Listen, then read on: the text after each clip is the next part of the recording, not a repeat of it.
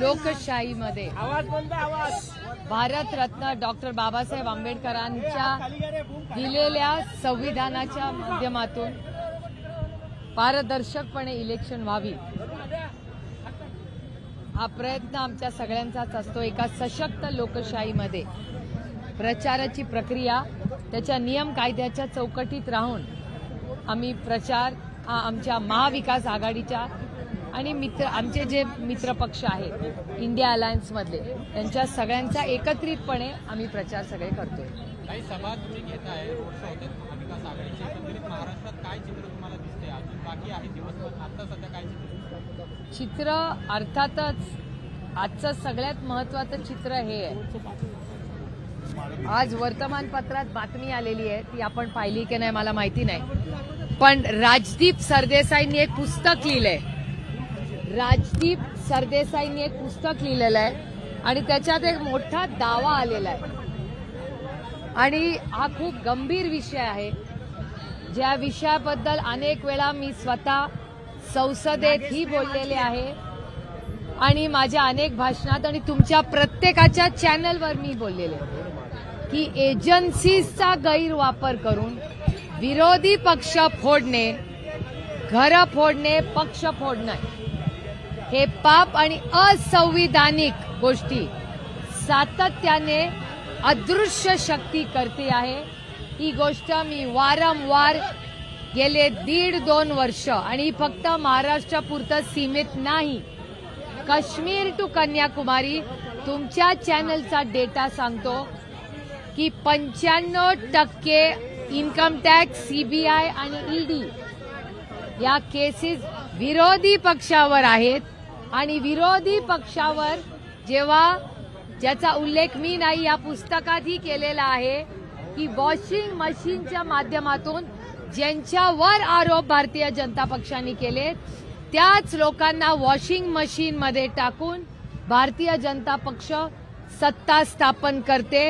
हे मी म्हणत नाहीये, मी तर म्हणतच आलेले आहे आणि मी फक्त चॅनल्सवर नाही, मी पार्लमेंटवर ऑन रेकॉर्ड आईसचा उल्लेख केलेला आहे। आईस म्हणजे बर्फ नाही, आईस म्हणजे इन्कम टॅक्स, सीबीआय, ईडी ज्याचा उल्लेख आजच्या सकाळचा जे लोकसत्ता आजचा आहे त्याच्यात फ्रंट पेजला बातमी आलेली आहे आणि त्याचबरोबर राजदीप सरदेसाईंनी जे पुस्तक लिहिलेलं आहे त्याचा हा रेफरन्स आहे।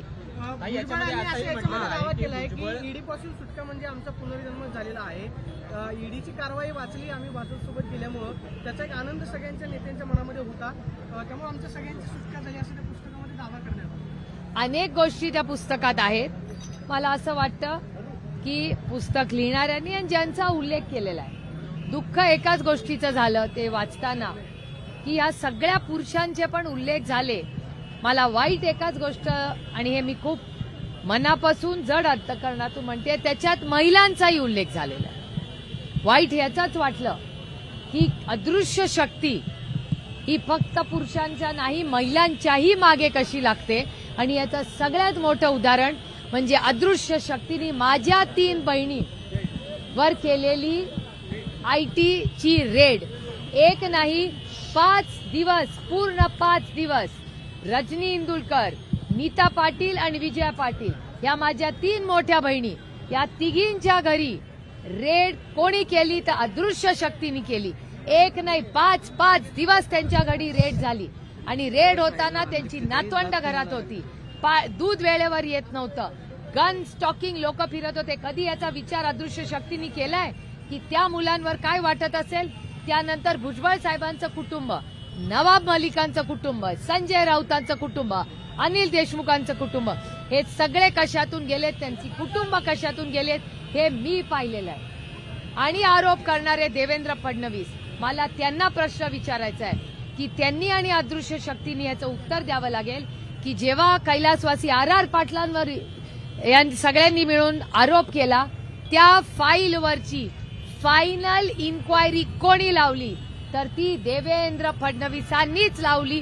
त्यांची मुख्यमंत्री म्हणून त्याच्यावर सही आहे आणि त्याच केसमध्ये त्याच फाईलवर मुख्यमंत्री झाल्यावर जे विरोधात होते, ज्यांच्या विरोधात देवेंद्र फडणवीसांनी आरोप केले त्या अजित पवारांना बोलून त्यांनी ती फाईल दाखवली. हा गुन्हा आहे. देवेंद्र फडणवीसांनी खरं तर त्यांच्यावर आपण खटला भरला पाहिजे, कारण का देवेंद्र फडणवीसांनी फक्त आम्हाला कुणाला नाही, या राज्याला फसवलं. या राज्याचा मुख्यमंत्री म्हणून की ज्यांच्यावर देवेंद्र फडणवीसांनी आरोप केले त्यांच्यावर इन्क्वायरीज लावल्या, ते मुख्यमंत्री असताना त्या इन्क्वायऱ्या सुरू केल्या. मग त्यांना घरी बोलून घेतलं. एक तर फाईल घरी आणलीच कशी आणली, तरी विरोधी पक्षांना ज्यांच्यावर देवेंद्र फडणवीसांनी आरोप केले त्यांना दाखवली कशी, या सगळ्याची उत्तरं देवेंद्र फडणवीसांना द्यावी लागतील. आणि याचंही उत्तर देवेंद्र फडणवीस आणि अदृश्य शक्तीला द्यावं लागेल. सुनेत्रा वहिनींचं पण नाव आहे, सुनेत्रा वहिनींचं पण नाव आहे त्याच्यात. हेच तर दुर्दैव आहे की या पुस्तकामध्ये रेफरन्स असताना सुनेत्रा पवारांचंही नाव आहे. आता सुनेत्रा पवारांचा उल्लेख करायची काय गरज होती याच्यामध्ये? महिलांना कशाला आणताय याच्यामध्ये? हा आरोप आहे माझा या सरकारवर. अरे तुमची लढाई राजकीय आहे ना, तर आमच्याशी लढा. आमच्या घरातल्या महिलांवर का तुम्ही आरोप करताय? सुनेत्रा पवारांचं नाव याच्यात घ्यायची काय गरज? माझ्या 3 बहिणी रजनी इंदुलकर, नीता पाटील आणि विजया पाटील यांच्यावर रेड करायचं कारण काय? आमच्या घरातल्या महिलांवर हे हल्ले करतात. आणि फक्त माझ्या नाही, कधी विचार केलाय की संजय राऊतांच्या आईला काय वाटलं असेल? कधी विचार केलाय की अनिल देशमुखांचे कुटुंब नातवंड कशातून गेली आहेत? हीच तर अदृश्य शक्तीची लढाई, आमची लढाई ही स्वाभिमानाची ह्याच्यासाठीच आहे. आणि याच्या विरोधात, या अन्यायाच्या विरोधात ताकदीने आम्ही लढत राहणार. पंतप्रधान मोदी आज करण्यात आलेला आहे की शरद पवारांनी 2 ते 3 वेळा भाजपसोबत जाण्याचा निर्णय घेतलेला होता, मात्र त्यांनी नंतर यू टर्न घेतला. आणि माझ्या संकट काळामध्ये अजित पवारांनी मला कोण असं म्हणलं? छगन भुजबळांनी उल्लेख केलेला आहे. त्या पुस्तकामध्ये तुम्ही सगळ्यांनी तुम्ही सिलेक्टिव्हली प्रश्न विचारलाय. तुम्ही वाचलाय का सगळं? मेन मुद्दे जे आहेत मेन नाही, मेन सगळं वाचलाय का? ह्याच्यामध्ये असंही लिहिलेलं आहे की शरद पवारांना जाऊन हे पुस्तकात कोट अनकोट पूर्ण दाखवा माझा कोट. याच्यातच याच पुस्तकात कोट असं लिहिलेलं आहे की हे सगळे ईडी, हे मी म्हणत नाहीये, हा कोट भुजबळ साहेबांचा आहे असं हे पुस्तक म्हणतंय, मी काही म्हणत नाहीये. त्याच्यात असं लिहिलेलं आहे की शरद पवारांना 2-3 वेळा सांगण्याचा प्रयत्न केला, पण शरद पवारांनी भारतीय जनता पक्षाबरोबर जाण्यासाठी नाकार दिला. हे सांगत राहिले की ईडी, इन्कम टॅक्स, सीबीआयचा रोष वाढतोय, तुम्ही बीजेपी बरोबर चला. पवार साहेब म्हणाले की मी बीजेपी बरोबर जाणार नाही. हे या पुस्तकात रेफरन्स आहे, तो इथे या कॉलम मध्ये आहे. ताई एकीकडे माझी विनंती आहे सगळ्यांनी हे वाचावं. ताई एकीकडे तुम्ही असं म्हणजे हे सगळं आज चाललंय, तिकडे दुसरीकडे फडणवीस बोलताना असं म्हणाले की फेक नॅरेटिव्ह सेट करण्याच्या फॅक्टरीचे डायरेक्टर तुम्ही आहात. माझी विनंती आहे, माझी देवेंद्र फडणवीसांबरोबर तुम्ही म्हणाल ती वेळ, तुम्ही ते म्हणतील ती जागा, आणि तुम्ही पाहिजे तेवढे कॅमेरे या. मी देवेंद्रजींबद्दल अतिशय विनम्रपणे ते म्हणतील तिथे चर्चा ऑन कॅमेरा करायला तयार आहे. यातलं कुठलंही काय जर खोटं असेल तर याचं स्पष्टीकरण त्यांनी द्यावं. ताई मात्र तुम्ही ज्या फाईलचा उल्लेख केला त्यामध्ये अजितदादा असं म्हणले की आजकाल माहितीच्या अधिकाराखाली कोणती फाईल जी आहे कोणालाही बघता येऊ शकते किंवा माहिती मागितली तर ती फाईल लोकांपर्यंत पोहोचते. तर याच्यामध्ये नवल असं काही नाही, असं स्वतःकालदारांनी स्पेसिफिक फाईलवरती मला मान्य आहे, तुम्ही असं करा, तुम्ही आता एक आरटीआय टाका, तुम्हाला किती फायली बघायला मिळतील ह्याचं उत्तर मला 15व्या दिवशी द्या. जेव्हा आपण आरोप करतो, अजित पवारांवर पहिला आरोप कोणी केला? देवेंद्र क्रोनॉलॉजीनी जाऊया. माझं आणि त्यांचं, माझं अजिबात म्हणणं नाही की मी म्हणते तेच खरं. Let's go bye data. Chronology काय सांगते की भ्रष्टाचाराचा पहिला आरोप हा देवेंद्र फडणवीसांनी अजित पवारांवर केला, मान्य सगळ्यांना. त्याच्यानंतर देवेंद्र फडणवीस मुख्यमंत्री झाल्यावर देवेंद्र फडणवीसांनी त्या फाईलवर सही केली का नाही? मुख्यमंत्री म्हणून केली, फायनल अथॉरिटी. मुख्यमंत्री झाल्यावर त्याच देवेंद्र फडणवीसांनी ज्या अजित पवारांवर त्यांनी भ्रष्टाचाराचे आरोप केले त्यांना घरी बोलवून घेतलं आणि फाईल दाखवली. हे मी म्हणत नाहीये, हे अजित पवारांनी तुमच्या सगळ्यांच्या चॅनलवर मी पाहिलेला व्हिडिओ आहे. हे माझा आरोपच नाहीये, मी त्या मीटिंगमध्येच नव्हते, मला कसं कळणार? अजित पवारांनी ऑन रेकॉर्ड सांगितलेलं आहे हे आरटीआय मध्ये फाईल नाही दाखवलेली. अजित पवारांना बोलून देवेंद्र फडणवीसांनी फाईल दाखवली. असं तुमच्या सगळ्यांच्या चॅनलवर अजित पवारांचा स्टेटमेंट लाईव्ह सांगलीमधून दाखवलेलं मीही पाहिले, तुम्हीही पाहिलेलं आहे. काही सदाभाऊ खोत यांनी जे वक्तव्य केलेलं होतं त्याच्यावरनं बरंच वातावरण तापलेलं पाहायला मिळालं. नंतर त्यांनी युटर्न घेतला, पण सातत्याने सदाभाऊ खोत हे पवार साहेबांविषयी अशा पद्धतीची वक्तव्य गेल्या काही वर्षांपासून करताना पाहायला मिळतात. खतपाणी कोण घालता हा एक प्रश्न विचारला जातो. रामकृष्ण हरी या विषयावर मी नाही बोलणार. फडणवीसांनी नाही व्हिडिओ ट्विट केलाय. आज पंतप्रधान नरेंद्र मोदी दौऱ्यावरती आहेत, महाराष्ट्राच्या सभा होत आहेत, त्या पार्श्वभूमीवर बटेंगे तो कटेंगे असा आशय असलेला व्हिडिओ स्वतः हे मुख्यमंत्र्यांनी ट्विट केला. धक्कादायक आहे, धक्कादायक आहे. मला आश्चर्य वाटतंय की देवेंद्रजींना झालंय तरी काय, हे धक्कादायक. मी देवेंद्र फडणवीसांच्या ह्या स्टेटमेंटचा जाहीर निषेध करते. हा छत्रपतींचा महाराष्ट्र आहे, शाहू फुले आंबेडकरांचा महाराष्ट्र आहे. अशा महाराष्ट्रामध्ये एक होम मिनिस्टर पहिले बदलापूर म्हणून बंदूक घेऊन फोटो त्यांचा व्हायरल होतो. ठीक आहे, ते म्हणतील की हा पोस्टर मी नाही लावला, मग काढायला तरी सांगायला पाहिजे होता.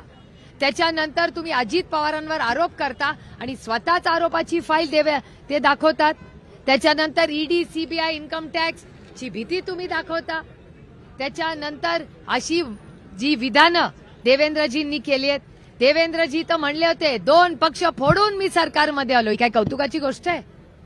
मला आश्चर्य वाटतंय की देवेंद्र फडणवीसांना झाले तरी काय. आणि एवढंच नाही, राहुल गांधींनी संविधान घेऊन हातामध्ये संविधान घेऊन त्यांनी त्यांचा फोटो आला, भाषण केलं, त्यालाही म्हणजे आज जर या देशामध्ये संविधान हातात घेऊन भाषण करणं गुन्हा असेल तर इथे उपस्थित आम्हाला सगळ्यांना तो गुन्हा मान्य आहे. देवेंद्र फडणवीसांनी आम्हाला सगळ्यांना अटक करावी, पण आम्ही संविधान हातातून सोडणार नाही. आमच्या शेवटच्या श्वासापर्यंत आम्ही संविधान वाचवणार आणि आम्हाला त्या संविधानाचा सार्थ अभिमान आहे.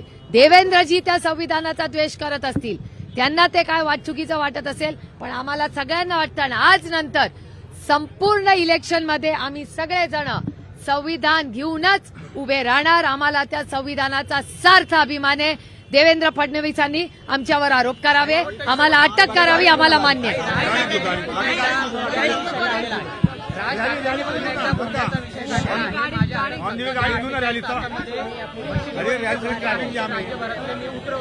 पुन्हा एकदा हिंदू आणि मुस्लिमांचा वाद होतोय, प्रयत्न केला जातोय. अहो, एक इकॉनॉमिक्स मध्ये एक टर्म आहे, इकॉनॉमिक्स मध्ये एक टर्म आहे की आपण करायला जातो आणि झालंच दुसरं. त्यांनी जेव्हा हे काढलं ना की भोंगे उतरणार, भोंगे उतरणार, सगळ्यात मोठं नुकसान कुठे झालं माहितीये? शिर्डीला पहाटेची आरती बंद झाली, गावाला ऐकायची. किती नाराज झाले सगळे लोक. भुजबळ हिंदीत आहे, हिंदी भुजबळ हिंदी इलेक्टोरल पॉलिटिक्स काही हिंदीमध्ये भुजबळ हिंदीमध्ये आहे, हिंदीत आहे. रैली घ्या ना ऑन दी वे.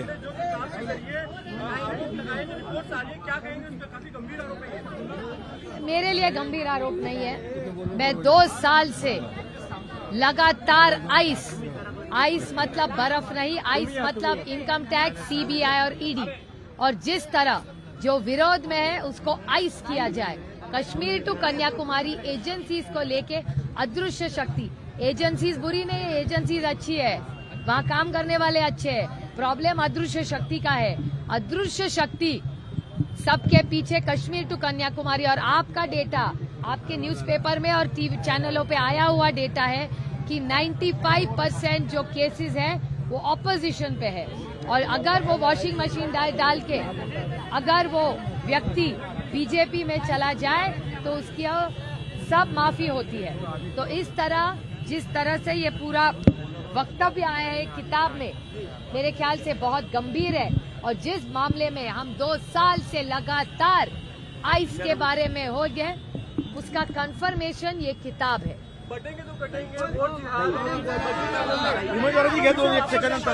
ये बहुत मुझे आश्चर्य लगा कि छत्रपति और शाहू फुले अंबेडकर जी के महाराष्ट्र में ऐसा वक्तव्य बीजेपी के एक वरिष्ठ नेता करते हैं. इसकी मैं निंदा करती हूँ. महाराष्ट्र में ऐसी गंदी राजनीति कभी नहीं चलेगी और हम इसका विरोध करेंगे। ऑन दी वे घ्या ना रॅलीत चलो चलो रॅलीत घ्या रॅलीत चला ट्रॅफिक जॅम